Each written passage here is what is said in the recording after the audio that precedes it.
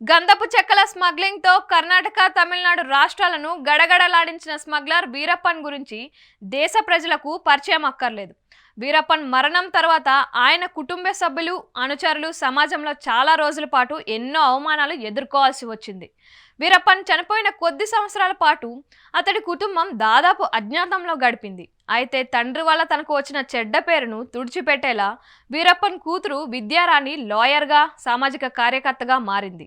ఏనుగుదంతల smuggling, ఎర్రచందనం smuggling, హత్యలు వంటి దుశ్చర్యలతో అపకీర్తి మూట కట్టుకున్న వీరప్పన్ కూతురు పేదవాళ్ళకి పాఠశాలలు నిర్మించడం వంటి కార్యక్రమాలతో సామాజిక కార్యకర్తగా కీర్తి గడించింది.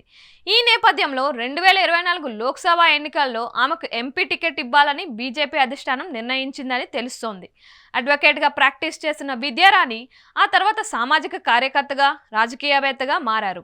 2020లో బీజేపీలో చేరిన విద్యారాణి తమిళనాడు బీసీ మోర్చా వైస్ ప్రెసిడెంట్గా నియమితులయ్యారు. 2021 అసెంబ్లీ ఎన్నికల్లో ఆమె పోటీ చేయలేదు.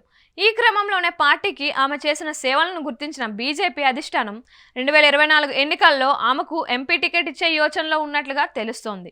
6 ఏళ్ల వయసులోనే తండ్రిని కోల్పోయి ఆ తర్వాత తండ్రి ఉనికి వల్ల తన జీవితంలో ఎన్నో ఒడిదుడుకులు ఎదుర్కొన్న విద్యారాణి సంఘంలో తనకంటూ ఒక గుర్తింపు తెచ్చుకొని ఎందరికో ఆదర్శప్రాయంగా నిలిచింది.